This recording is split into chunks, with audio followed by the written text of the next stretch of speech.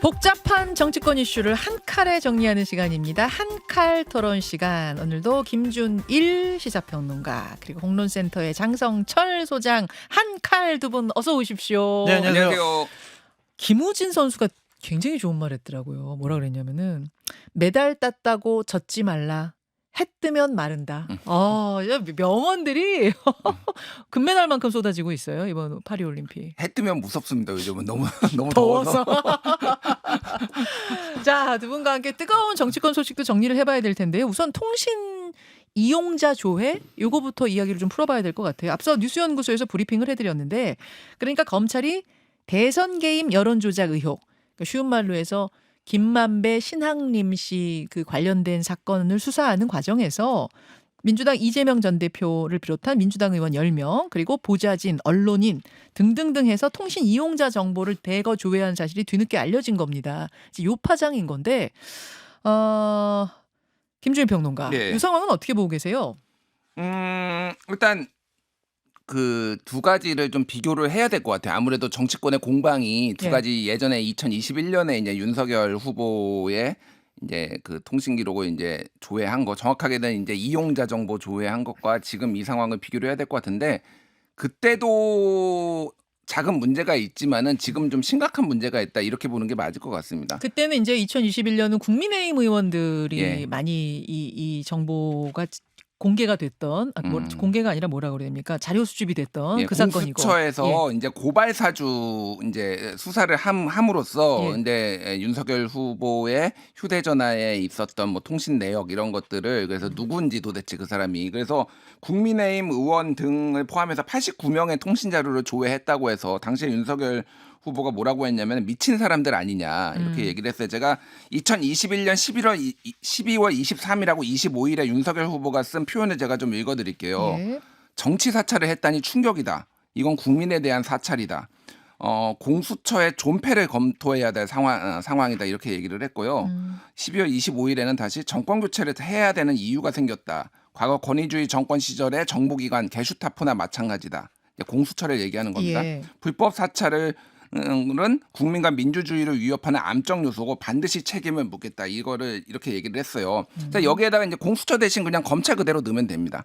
검찰을 넣으면 되는 거예요. 그러니까 지금 이거는 국민과 민주주의를 위협하는 암적 요소고요. 반드시 책임을 물어야 되는 거예요. 왜 그 더 심각하냐면은 자, 그때는 어쨌든 이 공수처 그때 굉장히 국민에서 반발했지만은 제한적으로 이루어졌어요.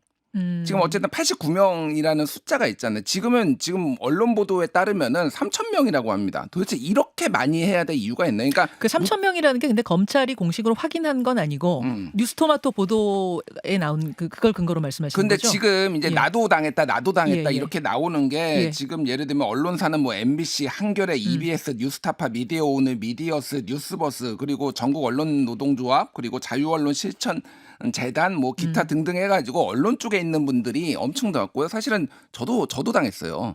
저도 이제 통지가 왔습니다. 문자가. 그러니까 통신 조회가 됐다는 통지를 받으셨다는 말씀이죠? 그 똑같은 이제 문자가 왔습니다. 이게 왜 이렇게 많이 해야 되죠? 그러니까 도대체. 그리고 저는 그 중에서 이제 기소된 사람이 4명 있어요. 지금 김만배, 신학림 그리고 뉴스타파 김용진 대표 그리고 뉴스타파 항상진 기자. 예. 이분들하고 통화를 한 적이 없어요. 저는. 통화를 한 적이 한 번도 없고요. 김만배, 김용진, 한상진은 제가 아예 전화번호가 없고요.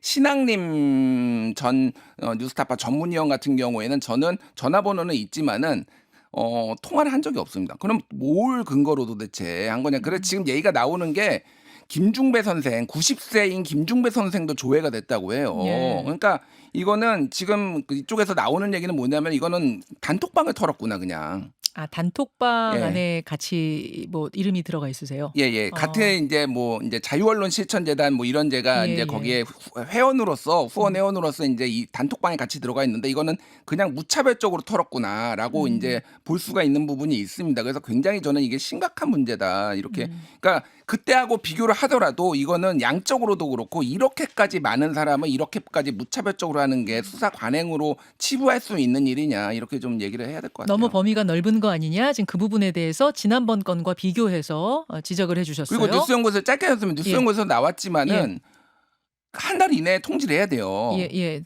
조회했다는 것. 예, 그게 아니면은 이제 그 사유가 테러, 신체 위협, 증거 인멸, 사생활 침해. 근데 그러면 왜 저한테 왜 그러면 7개월이나 지나서 왜 했나? 제가 뭐 테러 분자인가요? 그러면 분별을 해야죠. 제가 무슨 이 사건과 관련이 있습니까? 저한테는 바로 했었어야 돼. 그러면은 이게 너무 무차별적으로 하고 자의적으로 했다. 이런 식으로 하면은 이거를 계속 검찰은 또 가지고 있을 겁니다. 이거를 이게 맞는 방법인가 이게? 자, 장성철 소장님은 어떻게 보십니까? 그럼 법령에 의한 검찰의 사정당국의 재량권이 아닌가라는 좀 생각이 듭니다. 통신 자료 조회, 가입자 정보 조회는 수사에 있어서 매우 중요한 기초 자료라 공수처에서 조회한 것으로 알고 있습니다. 법령에 의한 행위를 사찰이라고 말씀하시는 것은 상당히 좀 무리가 있습니다. 어때요? 동의 못해요? 이거 이재명 대표가 한 얘기인가요? 이재명 대표가 얘기를 했어요. 아, 이거 2021년에 한 얘기죠. 이재명 대표가 얘기를 했어요. 그런데 지금 와서는 사찰이라고 얘기하는 것이 과연 맞는 것인가라는 좀 생각이 들고요. 법을 위반한 건 아니잖아요. 음. 법원에서 영장을 받아가지고 네. 통화 내역을 조사하다 보니까 누구랑 통화를 했어요. 그럼 그 통화한 사람이 누군지는 검찰에서 사정당국에서 알아야 수사를 진행할 거 아니에요. 물론 그것을 광범위하게 정말 전반적으로 다 해가지고 그 조회를 당한 사람은 기분이 나쁘겠지만 이건 수사의 하나의 방법이 아닐까. 직접적으로 뭐 가입자 정보를 조회해가지고 김준일 우리 평론가님의 여러 가지 또 통화 내역도 조사하고 막 이런 식으로 흘러갔으면은 이건 상당히 문제가 있고 사찰의 성격이 있지만 예. 그냥 가입자 정보를 조회하는 거 가지고 이렇게 사찰 전국으로 몰아가는 것은 좀 무리한 비판이 아닌가 좀 그런 생각이 듭니다. 그러니까 이게 영장까지 발부받아가지고 무슨 내용으로 통화를 했고 몇 시간 통화했고 이것까지 그건 보는 아니에요. 걸로 간 건 아니고 네. 영장 받지 않고 할 수 있는 거는 어떤 가입자와 통화했는지까지만 알아내는 건가요? 그렇죠. 그냥 범죄 혐의자를 수사하는 하나의 방법이라고 볼 수가 있겠죠. 왜냐하면은 검찰에서 이 사람이 누구랑 통화했지? 저 사람이 어떤 사람인가? 그건 알아야 뭐 수사를 할 거 아니에요. 그래서 별 의미가 없구나. 일상적인 통화구나. 그럼 그 사람은 수사 대상에서 제외하고 정말 혐의가 있다고 생각하면은 다시 또 영장 쳐가지고 그 사람의 통화 내역을 좀 조사하고 좁힌다. 네. 범위를 좁힌다. 그런 차원으로 봐야지 이게 법령을 위반한 것도 아니잖아요. 그 재량권의 남용 이렇게 볼 수가 있고 김준일 평론가님 말씀하신 것처럼 법에 맞지 않게 바로 1개월 이내에 통보 안 한 거 이것은 상당히 좀 문제가 있어 보이고 저도 이거는 총선에 좀 영향을 줄 것 같아라는 정무적인 판단을 검찰이 했을 거라는 좀 생각이 들어서 그거는 부적절하지만 이거를 가지고 막 사찰로 몰아붙이는 것은 좀 무리가 있다. 되게 신기하네요. 김준일 평론가는 지금 2021년 그 당시 3년 전에 윤석열 대선 후보의 발언을 소개해 주셨고 지금 장성철 소장님은 그 당시 이재명 대선 후보의 발언을 소개해 주셨는데 완전히 공수가 지금 완전히 바뀌었어요. 이름만 싹 바꾸면 돼요. 두 하나만 더 사람. 말씀드리면 윤석열 당시 대선 후보가 이거 막 미친 사람들 아니냐 이거 사찰이다 이렇게 얘기한 이유가 있어요. 이게 저와 제 처의 친구들 심지어 제 누이 동생까지 통신 사찰했다라고 한 거예요. 그러니까 윤석열 대통령께서는 이렇게 김건희 여사 문제만 나오면 좀 과하게 반응하는 것 같다. 좀 그런 생각이 좀 듭니다. 그러니까 요건 짧게 제가 반론을 덧붙이시죠? 말씀드리면은 그러니까 그때도 문제가 있었는데 지금도 문제가 있다라고 들은 게 뭐냐면은 네. 이 범위 얘기는 말씀드렸고 너무 폭넓게 했다라는 거. 아예 이 수사 자체가 좀 심각한 문제가 있어요. 왜 그러냐면은 이게 윤석열 대통령 명예훼손으로 지금 수사를 하는 거거든요. 네.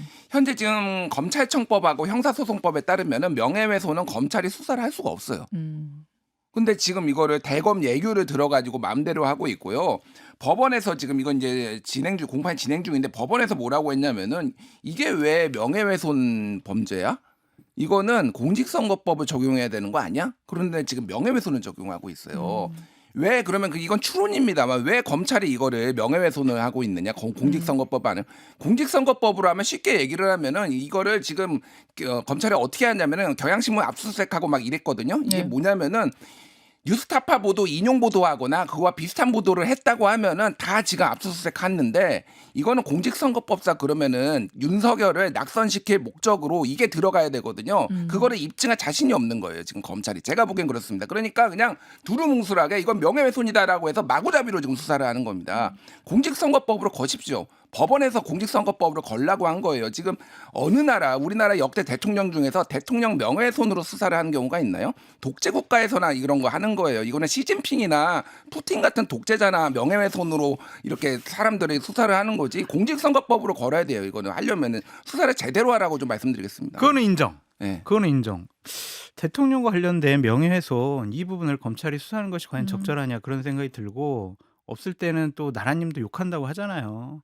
그리고 국민들이 여러 가지 힘들고 어렵고 대통령이 국정 운영 잘 못하면 대통령 뭐 풍자할 수도 있고 조롱할 수도 있고 욕할 수도 있는 거지. 뭐 그런 차원의 문제를 갖고 또 명예훼손으로 조사하고 수사하는 게 과연 맞냐 그런 생각도 듭니다. 자, 통신 이용자 조회를 지금 너무 폭넓게 한 것 아니냐, 이거 좀 과했던 것 아니냐, 이 논란이 정치권에서 좀 번져가고 있다는 거, 두 분의 의견 살짝 달라요. 여러분 들으시면서 자신의 생각을 좀 정리해 보시고요. 민주당 이야기로 한칼 토론 넘어가 보겠습니다. 주말에 호남 경선이 있었는데 이재명 전 대표 득표율이 처음으로 80%대 초반까지 내려갔어요. 누적 집계도 86.97%. 뭐 여전히 압도적입니다만 그 전에 치러진 지역 경선하고는 온도차가 살짝 느껴지거든요. 장 소장님 어떻게 보세요? 그냥 민주당 쪽 관계자분들이 그러더라고요. 다른 곳보다 네. 호남 지역에서의 이재명 당대표 후보에 대한 지지도의 열기가 상대적으로 좀 적다. 그리고 좀 이재명으로 될까? 그런 뭐 생각하는 분들이 많다. 호남에선? 네. 그런 반응 분위기들이 이렇게 좀 낮은 득표를 나타난 것이 아닌가라는 좀 생각이 드는데 별 의미 없어요. 게임이 물론 대표되는 데는 의미가 없다 그 말씀이신 거죠. 9대1로 이기나 8대1로 이기나 뭐 그 이기는 거는 문제가 없잖아요. 근데 득표율보다 예. 저는 투표율이 더 문제다라고 계속 말씀드려요. 투표율이 20%대 나왔어요. 21, 23, 25예요. 전북, 뭐 광주, 광주, 전남. 음. 이렇게 투표율이 낮아요. 와, 민주당의 텃밭인 곳에서 지금 전당대회를 여는데 투표율이 20%대예요. 초반. 이거는요. 민주당 관계자분들이나 이재명 당대표가 상당히 심각하게 생각을 해야 합니다. 왜냐면은 나머지 한 80% 아니면 75%의 호남민들이 이재명 당대표 싫어라고 생각하는 분들도 있는 거고, 에이 투표해서 뭐해라고 생각하는 분들도 있는 거고, 에이 내가 안 해도 되겠지라고 생각하는 분들이 있잖아요. 근데 그분들의 공통적인 거는 뭐냐면 정말 적극적으로 이재명 당대표 후보를 지지하지 않는다는 거예요. 야, 윤석열 정권 때문에 핍박받아서 우리 이재명 당대표 힘들고 어렵지? 야, 우리 호남 텃밭에서 이재명 지켜주자. 나가서 다 투표하자. 이런 분위기가 나야 되는데 그게 아니라는 거예요. 그냥 시큰둥해 보여요. 시큰둥해 보이는 호남 민심을 확인하는 지역 경선이었다. 김준일 평론가는 어떻게 보셨어요? 큰 틀에서 비슷하고요. 이제 민주당에서 약간 당황한 것 같아요. 그러니까 예전 2022년보다 투표율 별로 차이 안 난다 이렇게 났는데 제가 찾아보니까 네. 그때 최종적으로 37% 정도 됐어요. 그때 전당대회 때? 박용진 이제 이재명 두 사람이 나왔을 때 근데 지금 26까지 떨어졌거든요. 물론 이제 서울하고 경기에 올라오면은 좀 더 늘어날 수도 있지만은 선거인단이 많으면은 그렇게 확 또 막 뭐 이렇게 높아지기가 어려운 거고. 제가 주목하는 게 예를 들면 이런 거예요. 지금 시도당 위원장도 뽑거든요, 지금. 맞아요. 그러면 광주시당 위원장을 뽑았어요. 이게 이제 친명 내전이라고 양부남 의원하고 이제 강 의원, 저기 더민주 전국 혁신 더민주 전국회의 혁신회의 공동대표죠. 공동대표예요. 근데 이제 양부남 의원이 이겼는데 여기는 광주 이제 당원들만 했잖아요. 투표율이 32.6%였어요.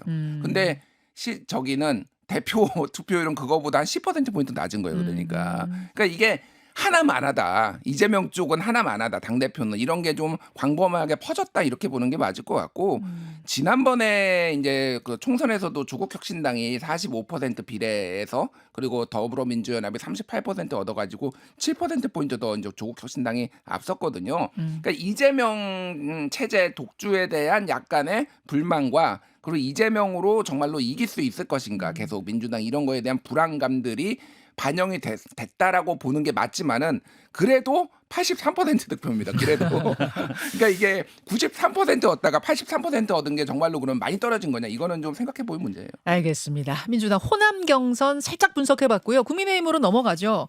국민의힘은 이제 지도부 인선을 마쳤습니다.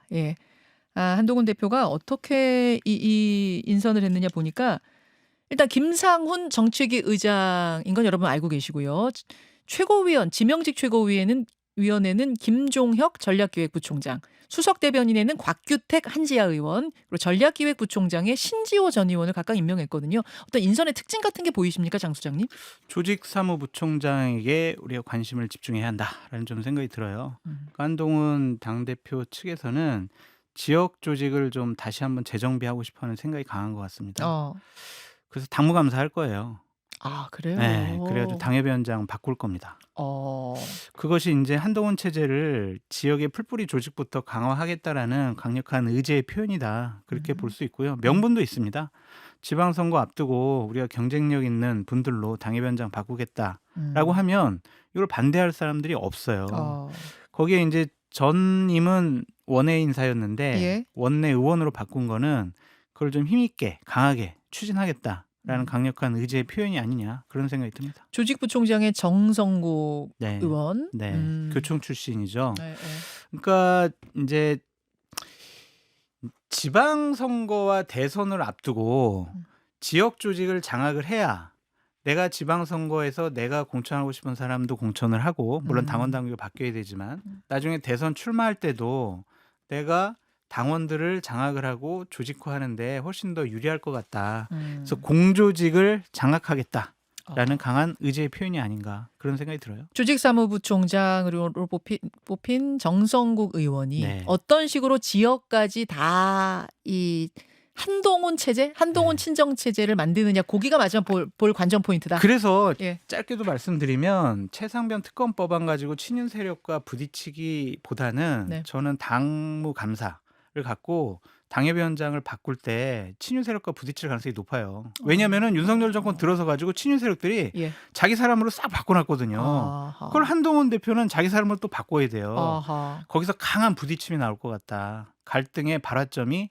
바로 당무감사다. 그렇게 말씀드리고 싶어요. 지금 뭐 윤한 갈등 시즌 2는 어디서 터져 이런 얘기들 하는데 거기라고 보시는 거. 봐야죠. 거기라고 보세요. 김준일 평론가는 어떻게 친정 체제, 한동훈 친정 체제 완성됐습니까? 뭐 완성돼가고 있죠. 그래서 초선 의원들 많이 들어오고 원외 인사들 많이 들어온 게 눈에 띄어요. 예. 신지호 전 의원이라든지 예. 그다음에 김종혁 그러니까 사람이 없는 거예요.